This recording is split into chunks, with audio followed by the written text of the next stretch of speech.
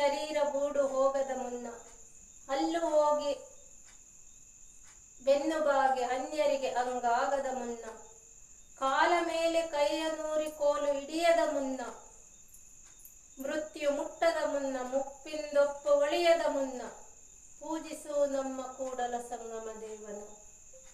ನೋಡ್ರಿ ಏನ್ ಹೇಳ್ತಾರೆ, ಬರೀ ಮುನ್ನ ಮುನ್ನ ಮುನ್ನ. ನೆರೆ ಕೆನ್ನೆಗೆ ತೆರೆಗಲ್ಲಕ್ಕೆ, ಶರೀರ ಬೂಡು ಹೋಗದ ಮುನ್ನ, ಹಲ್ಲು ಹೋಗಿ ಬೆನ್ನು ಬಾಗಿ ಅನ್ಯರಿಗೆ ಹಂಗಾಗದ ಮುನ್ನ, ಕಾಲ ಮೇಲೆ ಕೈಯ ನೂರಿ ಕೋಲು ಹಿಡಿಯದ ಮುನ್ನ, ಮುಪ್ಪಿಂದೊಪ್ಪ ಒಳಿಯದ ಮುನ್ನ, ಮೃತ್ಯು ಮುಟ್ಟದ ಮುನ್ನ, ಪೂಜಿಸು ನಮ್ಮ ಕೂಡಲ ಸಂಗಮ ದೇವನ. ಅಪ್ಪ ಬಸವಣ್ಣವ್ರು ಏನ್ ಹೇಳ್ತಾರೆ, ಎಲ್ಲ ಜೀವನ ಸಾಕಾದ್ಮೇಲೆ ಭಗವಂತನ ಕಡೆ ತಿರ್ಕೋಬೇಡ್ರಿ, ಶರೀರ ಸ್ಪಂದಿಸಂಗಿಲ್ಲ ಅವಾಗ. ಅದಕ್ಕೆ ನೆರೆ ಕೆನ್ನೆಗೆ ತೆರೆಗಲ್ಲಕ್ಕೆ ಅಂದ್ರೆ ಏನು, ಇನ್ನು ಮುಪ್ಪಿದ್ದಂಗೆ, ಯೌವನ ಇದ್ದಾಗ್ಲೇನೆ ಪೂಜಿಸಪ್ಪ. ಮುನ್ನ ನೆರೆ ಕೆನ್ನೆಗೆ ತೆರೆಗಲ್ಲಕ್ಕೆ ಅಂದ್ರೆ ಕೆನ್ನೆ ಸುಕ್ಕುಗಟ್ಟಿ ಹೋಗೋದ್ಕಿಂತ ಮೊದಲೇ ಲಿಂಗವನ್ನ ಪೂಜಿಸು. ಆಮೇಲೆ ಏನ್ ಹೇಳಿದ್ರು, ಹಲ್ಲು ಹೋಗಿ ಬೆನ್ನು ಬಾಗಿ ಅನ್ಯರಿಗೆ ಹಂಗಾಗದ ಮುನ್ನ. ಅಲ್ಲಿ ಬಿದ್ದೋದ್ಮೇಲೆ ಏನಾಯ್ತು, ನಾವ್ ಇನ್ನೊಬ್ರು ಬಾಯಾಗ ಬೀಳ್ತೀವಿಲ್ಲ, ಮಾತಾಡಕ್ ಬರಂಗಿಲ್ಲ, ಶಿವ ಶಿವ ಅಂತ ಮಂತ್ರ ಹೇಳಕ್ ಹೋದ್ರೆ ಶವ ಶವ ಆಗ್ಬಿಡ್ತಾರೆ. ಬಾಯಾಗ ಅಲ್ಲಿಲ್ಲ ಅಂದ್ರೆ ಮಾತು ಸ್ವಚ್ಛ ಬರ್ಬೇಕಲ್ಲ, ಹೌದಲ್ಲ. ಅದಕ್ಕೆ ಏನ್ ಹೇಳಿದ್ರು, ಹಲ್ಲು ಹೋಗಿ ಬೆನ್ನು ಬಾಗಿ ಅನ್ಯರಿಗೆ ಹಂಗಾಗದ ಮುನ್ನ. ಮುನ್ನ ಅರ್ಥ ಮಾಡ್ಕೋಬೇಕು, ನಾವ್ ಯಾವಾಗ ಪೂಜಿಸ್ಬೇಕು ಲಿಂಗವ, ಇವೆಲ್ಲ ಅಳಿಯೋದಕ್ಕಿಂತ ಮೊದಲೇ. ಏನಂದ್ರೆ ಈ ಶರೀರ ಬದಲಾವಣೆ ಆಗೋದು ಜಗದ ನಿಯಮ. ನಾವ್ ಬೇಡ ಅಂದ್ರೂ ಕೂಡ ಬರ್ತದೆ. ಏನು ಮುಪ್ಪು, ಬಾಲ್ಯಾವಸ್ಥೆ ಇರ್ತದೆ, ಯೌವನಾವಸ್ಥೆ ಇರ್ತದೆ, ಆಮೇಲೆ ಮುಪ್ಪು ಬರೋದು ಸಹಜ. ಆದ್ರೆ ಈಗ ಏನ್ ಮಾಡಿದ್ವಿ, ಬಿಳಿ ಕೂದಲಾದ ತಕ್ಷಣ ಸ್ವಲ್ಪ ಪೇಂಟ್ ಹೊಡ್ಕೊಂಡು ಓಡಾಡ್ತಾರಲ್ವ. ಯಾಕೆ, ಹೆಂಗ ಕಾಣ್ಬೇಕು ನಾವು ಅಂತ. ಆದ್ರೆ ಕೂದ್ಲಿಗೆ ಬಣ್ಣ ಹಚ್ಚಿದ ತಕ್ಷಣ ಹೆಂಗ ಕಾಣಂಗಿಲ್ಲ. ಶರೀರದಲ್ಲಿ ಗೊತ್ತಾದ್ರೆ ಆಗುತ್ತೆ ಎಷ್ಟು ವಯಸ್ಸಾಗೈತಿ ಇವ್ರಿಗೆ ಅಂತ, ಹೌದಲ್ಲ. ಅದಕ್ಕೆ ಏನ್ ಹೇಳಿದ್ರು, ಅಲ್ಲಿ ಹೋಗಿ ಬೆನ್ನು ಬಾಗಿ ಅನ್ಯರಿಗೆ ಹಂಗಾಗದ ಮುನ್ನ. ಇನ್ನೊಂದು ಏನ್ ಹೇಳಿದ್ರು, ಕಾಲ ಮೇಲೆ ಕೈಯ ನೂರಿ ಕೋಲು ಹಿಡಿಯದ ಮುನ್ನ. ಬೆನ್ ಬಾಗಿದ್ಮೇಲೆ ಏನ್ ಬೇಕು, ಇನ್ನೊಬ್ರು ಆಶ್ರಯ ಬೇಕು ನಮಗೆ. ಅಂದ್ರೆ ಕೋಲ್ ಸಪೋರ್ಟ್ ಬೇಕು. ನಾವ್ 2 ಕಾಲ ನಡೀತಿದ್ದರು 3 ಕಾಲ ನಡೆಯಕ್ ಶುರು ಮಾಡ್ತೀವಿ. ಅಂದ್ರೆ ಈ ಶರೀರಕ್ಕೆ ಇನ್ನೊಬ್ರು ಆಶ್ರಯ ಬೇಕು. ಅವಾಗ ಎಲ್ಲಿ ಕುತ್ಕೊಂಡು ಲಿಂಗ ಹಿಡ್ಕೊಂಡು ಪೂಜೆ ಮಾಡಕ್ ಆಗುತ್ತೆ. ಅದಕ್ಕಿಂತ ಮೊದ್ಲೇ ಲಿಂಗವನ್ನ ಪೂಜಿಸಪ್ಪ ಅಂತ ಹೇಳಿದ್ರು ಅಲ್ವಾ. ಮತ್ತೇನ್ ಹೇಳಿದ್ರು, ಮುಪ್ಪಿಂದೊಪ್ಪ ಒಳಿಯದ ಮುನ್ನ. ಮುಪ್ಪು ಬಂದು ಆವರಿಸ್ಕೊಳ್ಳೋದ್ಕಿಂತ ಮುಂಚೆನೆ ಪೂಜಿಸಪ್ಪ ಅಲ್ವಾ. ಮತ್ತೆ ಮೃತ್ಯು ಮುಟ್ಟದ ಮುನ್ನ. ಅದ್ ಬರೋದು ಖಚಿತ, ಯಾವಾಗ ಬರುತ್ತೆ, ಎಲ್ಲಿ ಬರುತ್ತೆ, ಹೆಂಗ್ ಬರುತ್ತೆ ಅಂತ ಗೊತ್ತಿಲ್ಲ. ಅದಕ್ಕೆ ಏನ್ ಹೇಳಿದ್ರು, ಮುಪ್ಪಿಂದೊಪ್ಪು ಹೊಳೆಯದ ಮುನ್ನ, ಮೃತ್ಯು ಮುಟ್ಟದ ಮುನ್ನ, ಪೂಜಿಸುತ್ತಲಿರುವ ಕೂಡಲ ಸಂಗಮ ದೇವನ್ನ ಅಲ್ವಾ. ನೋಡ್ರಿ, ಅದೊಂದು ವಚನ ಸಾಕು ನಾವ್ ಯಾವಾಗ ಭಗವಂತನ ಕಡೆ ಮುಖ ಮಾಡ್ಬೇಕು ಅಂತ ನೋಡಕ್ಕೆ. ನಾವೇನ್ ಮಾಡ್ತೀವಿ, ಸಂಕಟ ಬಂದಾಗ ವೆಂಕಟರಮಣ. ಒಳ್ಳೇದ್ ಕೊಟ್ಟಾಗ ನೆನ್ಸಂಗಿಲ್ಲ ಭಗವಂತನ್ಗೆ, ಎಷ್ಟು ಸುಖ ಕೊಟ್ಟನಪ್ಪ ಅವನು, ಒಂದ್ ಸ್ವಲ್ಪ ತೃಪ್ತಿ ಪಡ್ಸನ ಅನ್ನಂಗಿಲ್ಲ. ಕಷ್ಟ ಕೊಟ್ಟಾಗ ಅವಾಗ ನೆನಪು ಮಾಡೋದು. ಯಾಕೆ, ಅವನನ್ನ ಖುಷಿಯಿಂದ ನೆನಪು ಮಾಡಕ್ಕಲ್ಲ, ನನ್ಗೆ ಯಾಕೆ ಇಂತ ಕಷ್ಟ ಕೊಟ್ಟಿಯ ಅಂತ ಬೇಡೋಕೆ ಬೈಯೋಕೆ ನೆನಪು ಮಾಡ್ತೀವಿ ವಿನಃ ಖುಷಿ ಇದ್ದಾಗ ಯಾರು ನೆನಪು ಮಾಡಂಗಿಲ್ಲ ಅಲ್ವಾ. ಅದಕ್ಕೆ ಹೇಳೋದು ನೋಡ್ರಿ ಹಿಂದಿನವ್ರು, ಸಂಕಟ ಬಂದಾಗ ವೆಂಕಟರಮಣ ಅಲ್ವಾ. ಭಗವಂತ ಈ ಭೂಮಿಗೆ ಕಳಿಸ್ಕೊಟ್ಟಿರ್ತಾನೆ. ಎಷ್ಟು ವರ್ಷ, ಈಗಿನವರೆಲ್ಲ 50-70 ಲಾಸ್ಟ್, ಎಷ್ಟಂದ್ರೆ 80 ವರ್ಷ ಬದುಕೋದು ಲಾಸ್ಟ್. ಚೆನ್ನಾಗದಾರಪ್ಪ, ನಿಸರ್ಗದತ್ತವಾಗಿ ಬದುಕ್ತಾರೆ ಅಂದ್ರಲ್ವಾ. ಹಿಂದಿನವರೆಲ್ಲ 40-50 ವರ್ಷದಿಂದ ಹೋದ್ರೆ 100 ವರ್ಷ ದಾಟಿದ್ದಾರೆ, 75 ವರ್ಷ ದಾಟಿದ್ದಾರೆ. ಈಗಿನವ್ರು 70 ವರ್ಷ ದಾಟಿದ್ದಾರೆ ಅಂದ್ರೆ ಗ್ರೇಟ್ ಅಂತೀವಿ. ಅಂದ್ರೆ ಅಂತ ಆಹಾರ, ಅಂತ ವಾತಾವರಣ ಬದಲಾಗಿಲ್ಲ, ನಮ್ಮ ಅನುಕೂಲಕ್ಕೆ ನಾವು ಬದಲಾವಣೆ ಆಗಿದ್ದೀವಿ. ಆಹಾರ ಪದ್ಧತಿ ಹೆಚ್ಚು ಕಮ್ಮಿ ಆಗಿ ಅದನ್ನ ಅಳವಡಿಸ್ಕೊಂಡಿರೋದ್ರಿಂದ ನಮ್ಮ ಆಯುಷ್ ಕೂಡ ಕಳೆದು ಹೋಗ್ತಾ ಇದೆ ಅಲ್ವಾ. ಅದಕ್ಕೆ ಏನ್ ಹೇಳ್ತಾರೆ, ಇವೆಲ್ಲ ಆವರಿಸ್ಕೊಳ್ಳೋದ್ಕಿಂತ ಮುಂಚೆನೆ ಜಗತ್ತಿಗೆ ಬೆನ್ನು ಮಾಡಿ ಭಗವಂತನ ಕಡೆ ಮುಖ ಮಾಡಪ್ಪ ಅಂತ ಹೇಳ್ತಾರೆ. ಭಗವಂತ ಕೊಟ್ಟು ಕಳ್ಸಿರ್ತಾನೆ. ಆಮೇಲೆ ಒಂದು 50 ವರ್ಷ 70 ವರ್ಷ ಆದ್ಮೇಲೆ ಹೋಗ್ಲೇಬೇಕಲ್ಲ, ಅದಂತೂ ಖಚಿತ. ಕಟ್ಟಿದ್ದು ಬೀಳಲೇಬೇಕು, ಹುಟ್ಟಿದ್ದು ಮಣ್ಣಿಗೆ ಹೋಗಲೇಬೇಕು, ಸಾಯ್ಲೇಬೇಕು ಈ ಪಂಚತತ್ವಗಳಿಂದ ನಿರ್ಮಾಣ ಆದಂತ ಈ ದೇಹವನ್ನ ನಾವು ಆ ಋಣ ತೀರ್ಸಿ ಹೋಗ್ಬೇಕಲ್ಲ, ಅದನ್ನೆಲ್ಲ ಬಳಸಿರೋದಕ್ಕೆ 6 ವಸ್ತುಗಳಿಂದ ನಿರ್ಮಾಣ ಆಗಿದೆ. ಯಥಾ ಬ್ರಹ್ಮಾಂಡ ತಥಾ ಪಿಂಡಾಂಡ. ಪಂಚತತ್ವಗಳು 5, ಒಂದು ಅಗೋಚರವಾದ ಒಂದು ಚೈತನ್ಯ ಶಕ್ತಿ. ಅದಕ್ಕೆ ಏನ್ ಹೇಳಿದ್ರು? ಕಲ್ಲು ದೇವರು ದೇವರಲ್ಲ, ಮರ ದೇವರು ದೇವರಲ್ಲ. ನೋಡ್ರಿ, ಅರ್ಥ ಮಾಡ್ಕೋಬೇಕು. ಕಲ್ಲು ದೇವರು ದೇವರಲ್ಲ, ಮರ ದೇವರು ದೇವರಲ್ಲ. ಅದಿಲ್ಲ ಅಂದ್ರೆ ನಾವು ಮನೆ ಕಟ್ಟಕ್ಕಾಗುತ್ತಾ? ಅದು ದೇವರಿದ್ದಂಗೆ, ಆದ್ರೆ ದೇವರಲ್ಲ. ಯಾಕೆ? ಅದ್ರಲ್ಲಿ ಒಂದು ಚೈತನ್ಯ ಶಕ್ತಿ ಇಲ್ಲ, ಅದಕ್ಕೆ ಅದು ದೇವರಲ್ಲ.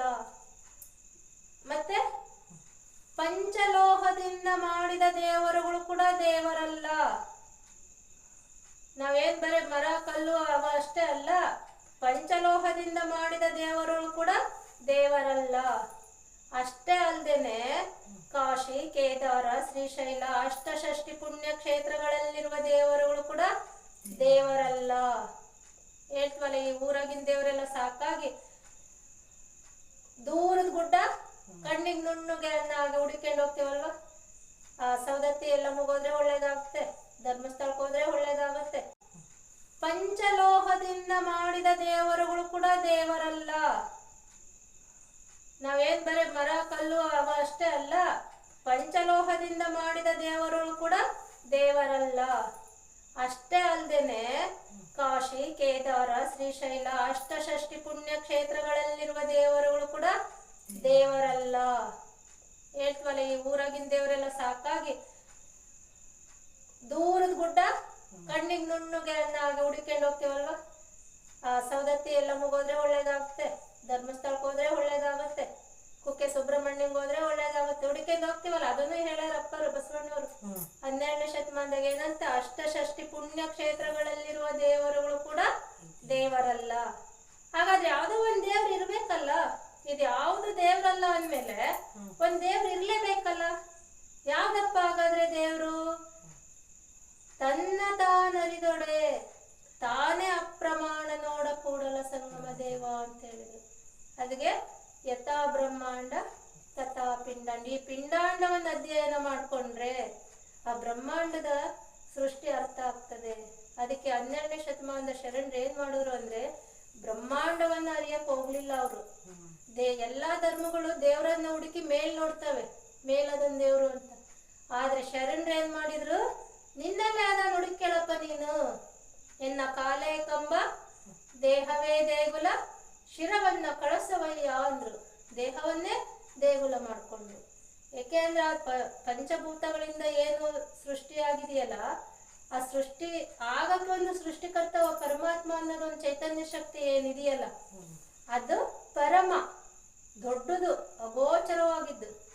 ಇದು ಅದರಿಂದ ಬಂದಂತ ಒಂದು ಚಿಕ್ಕ ಚೈತನ್ಯ. ಉದಾಹರಣೆಗೆ ಏನ್ ಹೇಳ್ಬೇಕಂದ್ರೆ, ಈ ಒಂದು ರುದ್ರಾಕ್ಷಿ ಸರ ಇದೆ ನೋಡಿ. ಈ ರುದ್ರಾಕ್ಷಿ ಸರ ಯಾವ್ದ್ರಿಂದ ಜೋಡಣೆ ಆಗಿದೆ? ಒಳಗಡೆ ಒಂದು ಸೂತ್ರ ಇದೆ ತಾನೆ. ಆ ಸೂತ್ರ ಕಾಣ್ತಾ ಇದೆಯಾ ನಮಗೆ? ಕಾಣಲ್ಲ. ಹಾಗೆ ಈ ಒಳಗಡೆ ಇರುವಂತಹ ಸೂತ್ರನೇ ಪರಮ ಚೈತನ್ಯ, ಪರಮಾತ್ಮ. ಅದ್ರ ಒಳಗಡೆ ನಾವು ಏನು ಒಂದೊಂದೇ ರುದ್ರಾಕ್ಷಿ ಜೋಡಣೆ ಆಗಿದೆಯಲ್ಲ, ಇವೆಲ್ಲ ನಾವು ಚೈತನ್ಯ ಅಂಶಗಳು, ಒಬ್ಬೊಬ್ಬ ದೇಹಧಾರಿಗಳು. ಅರ್ಥ ಆಗುತ್ತಲ್ಲ? ಈ ಸೂತ್ರ ಇಲ್ಲ ಅಂದ್ರೆ ಈ ಮಣಿಗಳು ಜೋಡಣೆ ಆಗಕ್ ಸಾಧ್ಯನಾ? ಹಂಗೆ ನಾವು ಕೂಡ ಪರಮಾತ್ಮನ ಒಂದು ಶಕ್ತಿ ಇಲ್ಲ ಅಂದ್ರೆ ನಾವು ಇರೋಕೆ ಸಾಧ್ಯ ಇಲ್ಲ. ಅದಕ್ಕೆ ಅವನು ಸೂತ್ರಧಾರಿ, ನಾವು ಪಾತ್ರಧಾರಿಗಳು. ಯಾವ ಸಮಯಕ್ಕೆ ಏನ್ ಪಾತ್ರ ಕೊಡ್ತಾನೆ ಅದನ್ನ ಖುಷಿಯಿಂದ ಮಾಡ್ಬೇಕು. ಕಷ್ಟ ಕೊಡ್ನ ಖುಷಿಯಿಂದ ಸ್ವೀಕಾರ ಮಾಡ್ಬೇಕು, ಸಂತೋಷ ಕೊಟ್ನ ಖುಷಿಯಿಂದ ಸ್ವೀಕಾರ ಮಾಡ್ಬೇಕು. ಈಗ ಮುಪ್ಪು ಬೇಡ ಅಂದ್ರೆ ಬರುತ್ತಿಲ್ಲ, ಅದನ್ನ ಸ್ವೀಕಾರ ಮಾಡ್ತೀವಿಲ್ಲ? ಸ್ವೀಕಾರ ಮಾಡ್ಲೇಬೇಕು. ಮತ್ ಸುಖ ಮಾತ್ರ ಬೇಕು, ಕಷ್ಟ ಬೇಡ ಅಂದ್ರೆ ಭಗವಂತ ಒಪ್ತಾನ? ಮನುಷ್ಯನಿಗೆ ಬರ್ದ ಮರುಕ್ ಬರುತ್ತಾ ಅನ್ನೋ ಒಂದು ಗಾದೆ ಮಾತಿದೆ ಅಲ್ವಾ?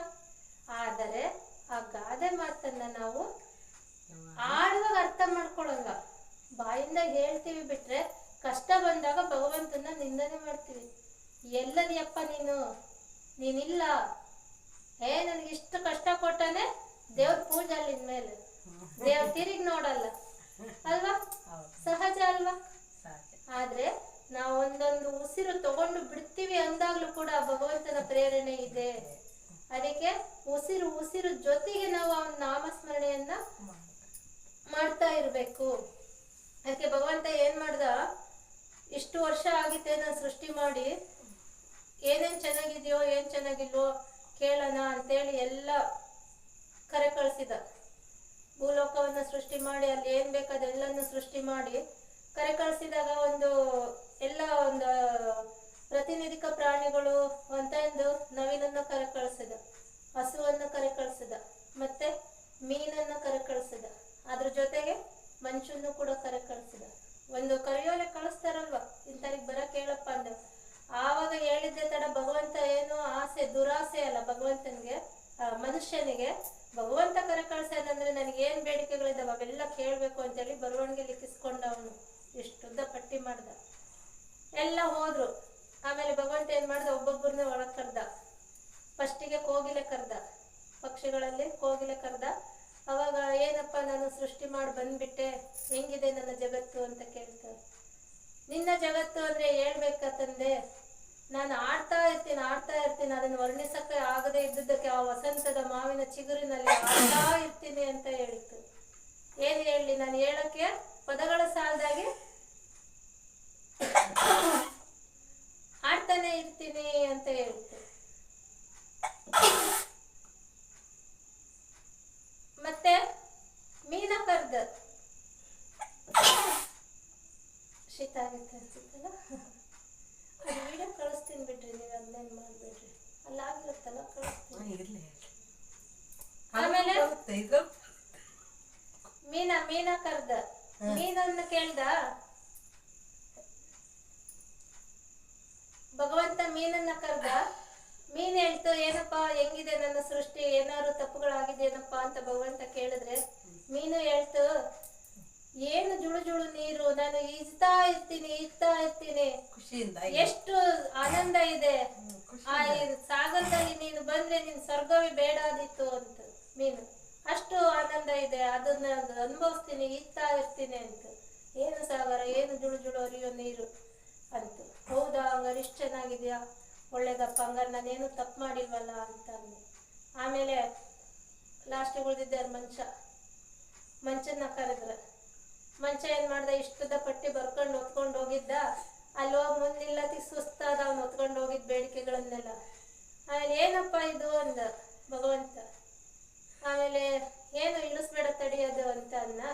ಅವಾಗ ಏನು ಹೇಳಲಿ ಭಗವಂತನೇ, ನಿನ್ನ ಕೋರಿಕೆಗಳಿವು, ನಿನ್ನ ತಪ್ಪು ಬೇಡಿಕೆಗಳಿವು ನನ್ನವು ಅಂತ ಅಂದ. ಮೀನು ಈಗ್ತಾ ಇರ್ತೀನಿ ಸಾಗರದಲ್ಲಿ, ಈಗ್ತಾ ಇರ್ತೀನಿ, ತೇಲ್ತಾ ಇರ್ತೀನಿ ಅಂತ. ಕೋಗಿಲೆ ಆಡ್ತಾ ಇರ್ತೀನಿ ಅಂತ. ಹೌದಾ, ಹಂಗಾರೆ ಇಷ್ಟು ಚೆನ್ನಾಗಿದ್ಯಾ, ಒಳ್ಳೇದಪ್ಪ, ಹಂಗಾರೆ ನಾನೇನು ತಪ್ಪು ಮಾಡಿಲ್ವಲ್ಲ ಅಂತ ಅಂದೆ. ಆಮೇಲೆ ಲಾಸ್ಟಿಗೆ ಉಳಿದಿದ್ದೆ ಮಂಚನ್ನ ಕರೆದ್ರ. ಮಂಚ ಏನ್ ಮಾಡ್ದ, ಇಷ್ಟದ ಪಟ್ಟಿ ಬರ್ಕೊಂಡು ಹೊತ್ಕೊಂಡು ಹೋಗಿದ್ದ. ಅಲ್ಲಿ ಹೋಗಿ ಮುಂದಿಲ್ಲತಿ ಸುಸ್ತಾದ, ಅವ್ನು ಹೊತ್ಕೊಂಡು ಹೋಗಿದ್ ಬೇಡಿಕೆಗಳನ್ನೆಲ್ಲ. ಆಮೇಲೆ ಏನಪ್ಪ ಇದು ಅಂದ ಭಗವಂತ. ಆಮೇಲೆ ಏನು ಇಳಿಸ್ಬೇಡ ತಡಿಯೋದು ಅಂತ ಅನ್ನ. ಅವಾಗ ಏನು ಹೇಳಲಿ ಭಗವಂತನೇ, ನಿನ್ನ ಕೋರಿಕೆಗಳಿವು, ನಿನ್ನ ತಪ್ಪು ಬೇಡಿಕೆಗಳಿವು ನನ್ನವು ಅಂತ ಅಂದ. ಮೀನು ಈಗ್ತಾ ಇರ್ತೀನಿ ಸಾಗರದಲ್ಲಿ, ಈಗ್ತಾ ಇರ್ತೀನಿ, ತೇಲ್ತಾ ಇರ್ತೀನಿ ಅಂತ. ಕೋಗಿಲೆ ಆಡ್ತಾ ಇರ್ತೀನಿ ಅಂತ. ನಿನಗೇನಪ್ಪ ಕುಂದು ಕೊರತೆ, ಇಳಿಸ್ಬೇಡ ತಡಿ, ಏನ್ ಹೇಳಪ್ಪ ಅಂತ ಅಂದ. ಏನ್ ಹೇಳಿ ಭಗವಂತನೇ, ನೀನು ನಮಗಾಗಿ ಸ್ವರ್ಗ ನಿರ್ಮಾಣ ಮಾಡಿಲ್ಲ, ನರಕ ನಿರ್ಮಾಣ ಮಾಡಿ ಬಂದಿದೀಯಾ ಅಂದ ಭಗವಂತನಿಗೆ. ಮನುಷ್ಯ ಎಷ್ಟು ದುರಾಸೆ, ಏನಾಯ್ತಪ್ಪ ಹಿಂಗೆಲ್ಲ ಅವು ಹೇಳ್ತವೆ, ನೀನ್ ಯಾಕೆ ಹಿಂಗೆ ಹೇಳ್ತೇ ಅಂದ್ರೆ, ಏನ್ ಹೇಳಲಿ ಭಗವಂತನೇ, ಮೀನಿಗೆ ಈಜಾಗ್ ಮಾಡ್ದೆ ನೀರಾಗೆ, ನನಗೆ ಮುಳುಗಂಗ್ ಮಾಡ್ದೆ. ನವಿಲು ಅಕ್ಕಿಗೆ ಹಾರಂಗ್ ಮಾಡ್ದೆ, ನನ್ನ ಭೂಮಿ ಮೇಲೆ ನಿಲ್ಲಂಗ್ ಮಾಡ್ದೆ. ಹಾರಾಡಕ್ ಬರಂಗಿಲ್ಲ ನನಗೆ, ನಾನೇನ್ ಹೇಳಲಿ ನಿನ್ನ ಕುಂದು ಕೊರತೆಗಳನ್ನ, ಎಷ್ಟಂತ ಹೇಳಲಿ ಅಂದ. ಭಗವಂತಂಗ್ ಗೊತ್ತಾಯ್ತು, ಇಳಿಸ್ಬೇಡಪ್ಪ, ನನಗ್ ಗೊತ್ತಾಯ್ತು ನೀನೆಲ್ಲ ಹೇಳೋದು, ನೀನು ಈ ಸ್ವರ್ಗ ಅಲ್ಲ ಇದು ನರಕ ಅನ್ಕಂತೀಲಿ, ಇದು ನಿನ್ ನರಕನೇ ಶಾಶ್ವತವಾಗಿ ಹೊತ್ಕೊಂಡು ಹೋಗಿ ನಿಂತಂದಿರವು ಅಂದ. ಬಾಯಿಂದ ಏನ್ ಹೇಳಿದ್ರೆ ಅದು ಬಂತು. ಅದಲ್ಲ ಅಂದ್ರೆ ನಾವು ಏನು ಇರುತ್ತೋ ಅದು ವಾಸ್ತವವಾಗಿ ಏನಿರ್ತದ ಅದಕ್ಕೆ ಹೊಂದಿಕೊಂಡು ಅದನ್ನ ಖುಷಿಯಿಂದ ಅನುಭವಿಸ್ಬೇಕು. ಅದಕ್ಕೆ DVG ಅವರು ಒಂದು ಮಾತು ಹೇಳ್ತಾರೆ, ಬಾರದೆಂಬುದನ್ನು ಬಿಡು, ಇರುವ ಭಾಗ್ಯವನ್ನೆನೆದು ಬಾರದೆಂಬುದನ್ನು ಬಿಡು, ಹರುಷಕ್ಕಿದೆ ದಾರಿ. ಅದೆಲ್ಲೋ ಇರೋದನ್ನ ನನಗ್ ಬೇಕು ಅಂತ ಕೂತ್ಕೊಂಡ್ರೆ ನಮಗದು ಸಿಗುತ್ತಾ? ಸಿಗ್ಲಿಲ್ಲ ಅಂದ್ರೆ ನೋವು, ದುಃಖ, ಮನಸ್ತಾಪಗಳು, ಅದ್ರ ಜೊತೆಗೆ ದ್ವೇಷ, ಮತ್ಸರ ಬೆಳಿತಾ ಹೋಗ್ತವೆ. ಯಾಕೆ? ಅದು ನನಗ್ ಬೇಕೇ ಬೇಕು, ಅದನ್ನ ಪಡಿಲೇಬೇಕು ಅನ್ನೋ ಒಂದು ಹಠ ಹುಟ್ಟುತ್ತಂದ್ರೆ ಅಲ್ವಾ? ಅದಕ್ಕೆ ಏನ್ ಮಾಡ್ಬೇಕು, ಇರೋದನ್ನ ಮಾತ್ರ ಬಳಸಿ ನಾವು ತೃಪ್ತಿಯಿಂದ ಇರ್ಬೇಕು. ಪ್ರಕೃತಿಗೆ ಹತ್ತಿರವಾಗಿ ಬದುಕಿದಾಗ ನಮಿಗೂ ಕೂಡ ಪ್ರಕೃತಿ ಸಹಾಯ ಮಾಡುತ್ತೆ. ಯಾವ ಸಮಯಕ್ಕೆ ನಮಗೆ ಏನ್ ಬೇಕೋ ಅದನ್ನ ಕೊಡ್ತಾ ಹೋಗುತ್ತೆ. ಅದಕ್ಕೆ ಬಸವಣ್ಣವ್ರು ಹೇಳಿದ್ರು, ಕಷ್ಟ ಬಂದಾಗ ವೆಂಕಟರಮಣ ಅನ್ಬೇಡಪ್ಪ, ಹುಡ್ದಾಗಿಂದಾನೆ ಪೂಜೆ ಮಾಡು ನೀನು ಭಗವಂತನ. ನೆರೆ ಕೆನ್ನೆಗೆ ತೆರೆಗಲ್ಲಕ್ಕೆ ಶರೀರ ಗೂಡು ಹೋಗದ ಮುನ್ನ, ಹಲ್ಲು ಹೋಗಿ ಅನ್ಯರಿಗೆ ಹಂಗಾಗದ ಮುನ್ನ, ಕಾಲ ಮೇಲೆ ಕೈಯ ನೂರಿ ಕೋಲು ಹಿಡಿಯದ ಮುನ್ನ, ಮುಪ್ಪಿಂದೊಪ್ಪ ಒಳಿಯದ ಮುನ್ನ, ಮೃತ್ಯು ಮುಟ್ಟದ ಮುನ್ನ, ಪೂಜಿಸುತ್ತಲಿರು ನಮ್ಮ ಕೂಡಲ ಸಂಗಮ ದೇವನ. ಎಷ್ಟು ಚೆನ್ನಾಗಿ ಹೇಳಿದಾರೆ ನೋಡ್ರಿ. ಯಾವಾಗ ಪೂಜಿಸ್ಬೇಕು ಅಂತ ಹೇಳಿದಾರೆ.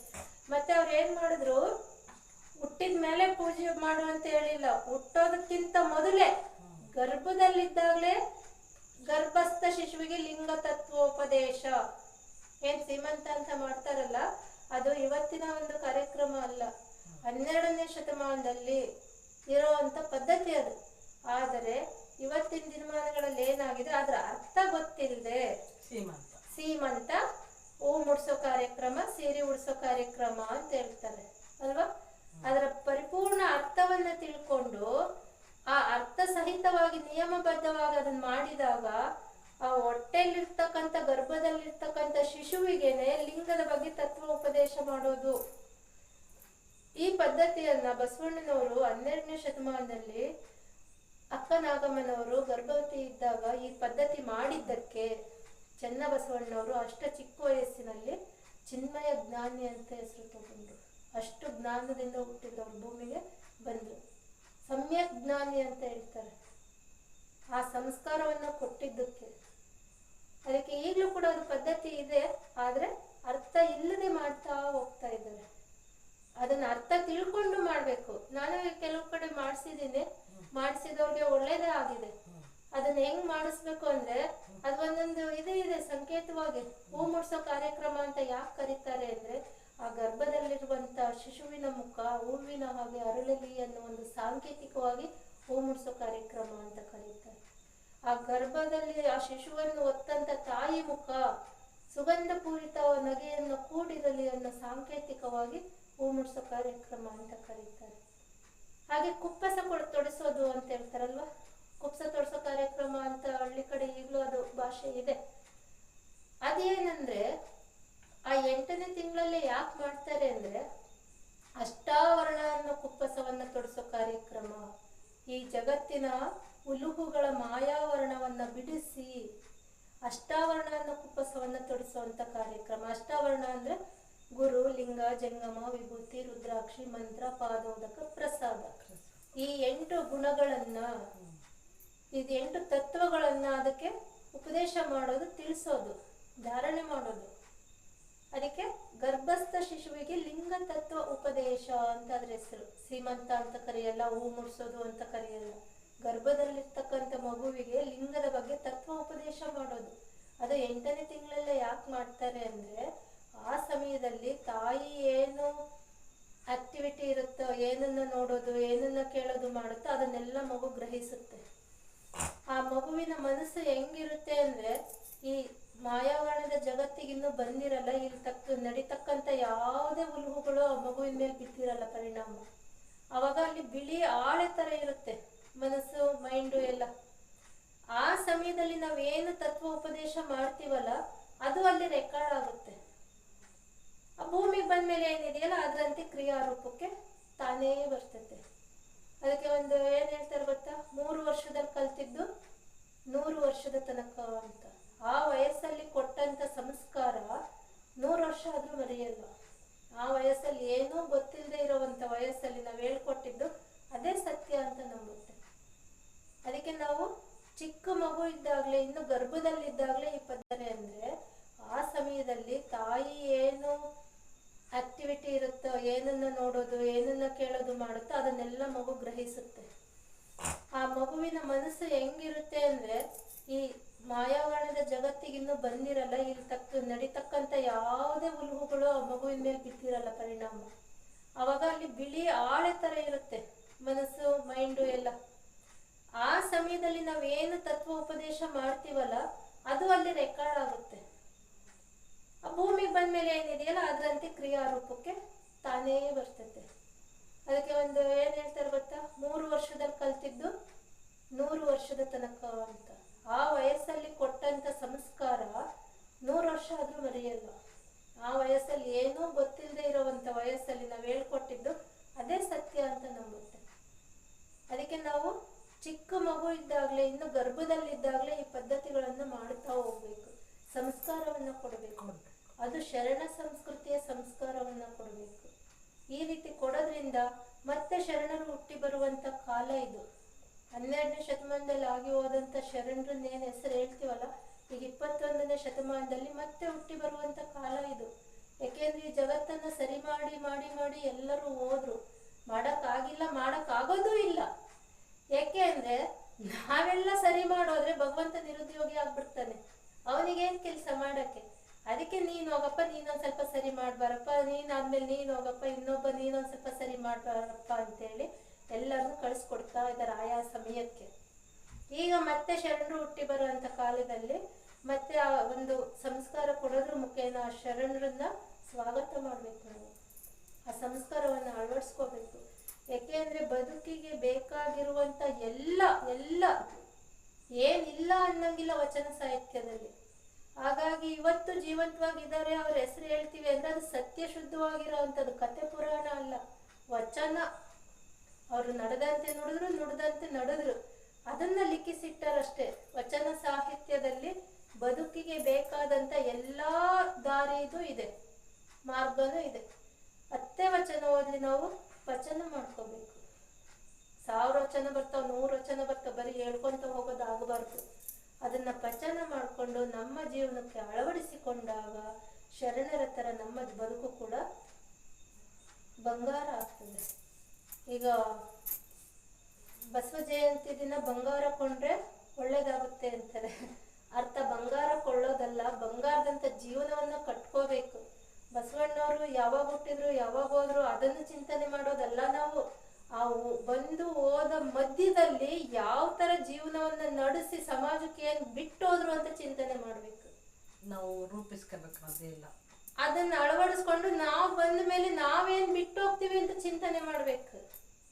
ಎಲ್ಲದನ್ನು ಅನುಭವಿಸಕ್ಕೆ ಇಲ್ಲಿ ಭಗವಂತ ಕಳಿಸ್ಕೊಟ್ಟಾನೆ ಅಂದ್ರೆ ಈ ಉಸಿರಿಗೆ ಒಂದ್ ಹೆಸರಿಟ್ಟು ಹೋಗ್ಬೇಕಲ್ಲ, ನಾವು ಒಂದು ಸತ್ ಕಾರ್ಯವನ್ನ ಮಾಡಿ ಹೋಗ್ಬೇಕಲ್ಲ, ಇನ್ನೊಬ್ರಿಗೆ ಮಾರ್ಗದರ್ಶಕರಾಗಿ ಹೋಗ್ಬೇಕಲ್ಲ, ಅದನ್ನ ಚಿಂತನೆ ಮಾಡ್ಬೇಕು. ನಾವು ಭಗವಂತನ ಕಡೆ ಮುಖ ಮಾಡಿದಾಗ ಅವನು ಮಾರ್ಗವನ್ನ ತೋರಿಸ್ತಾ ಹೋಗ್ತಾನೆ.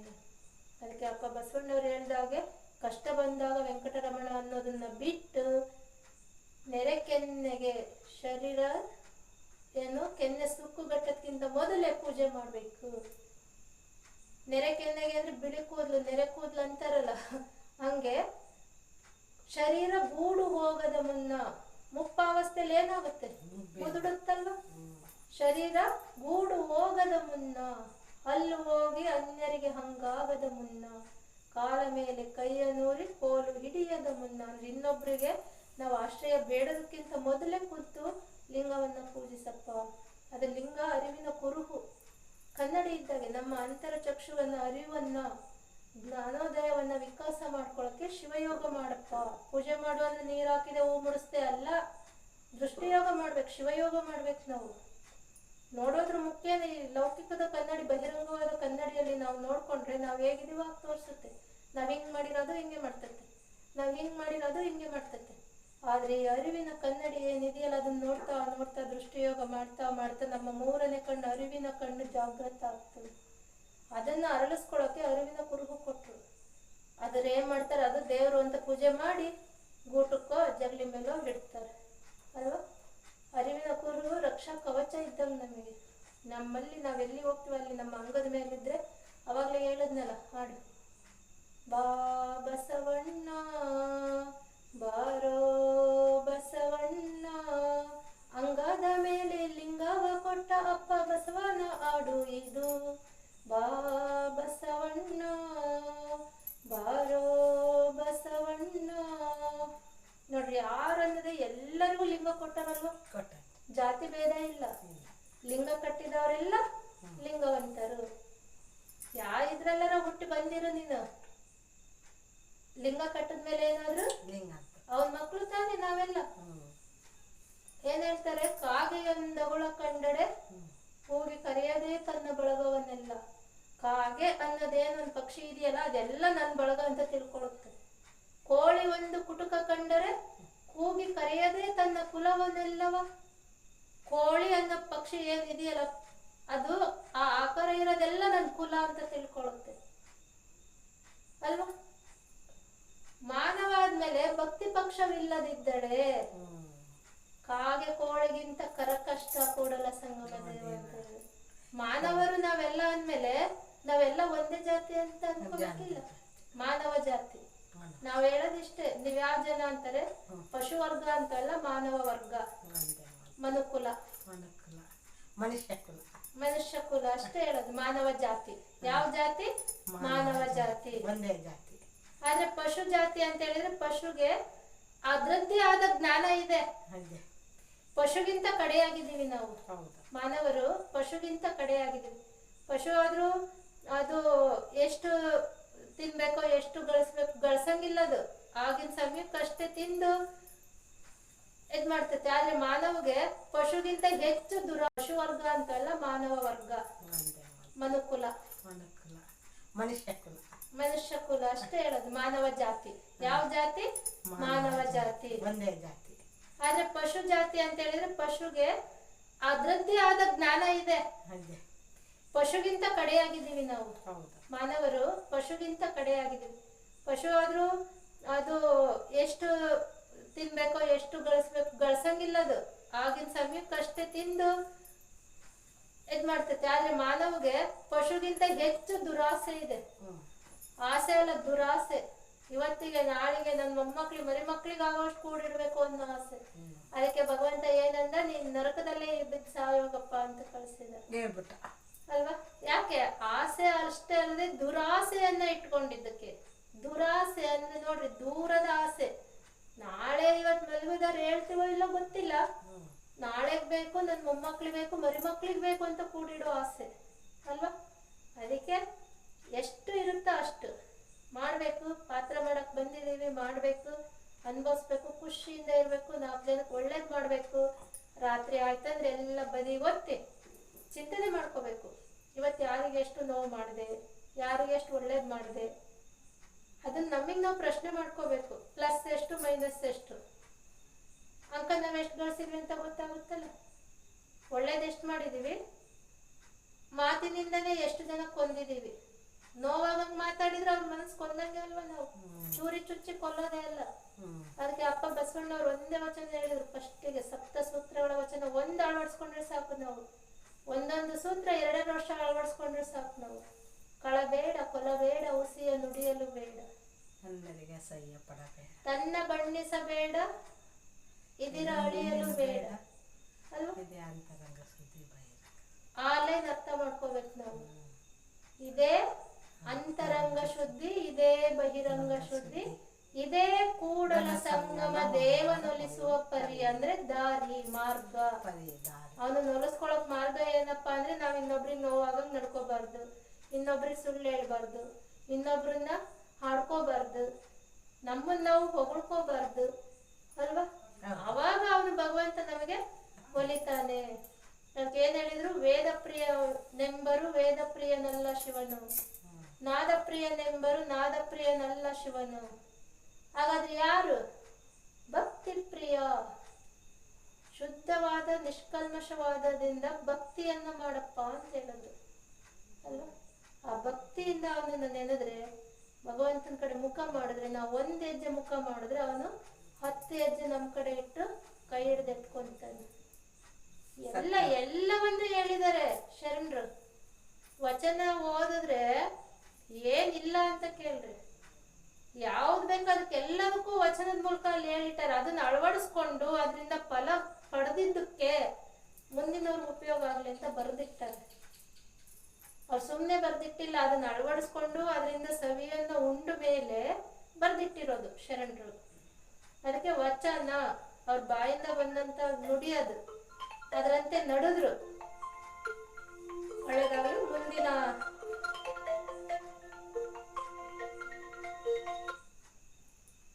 ಮುಂದಿನ ಕಾರ್ಯಕ್ರಮದಲ್ಲಿ ಶರಣ ಸಂಸ್ಕೃತಿಯ ಬಗ್ಗೆ ಮಾತಾಡೋಣ.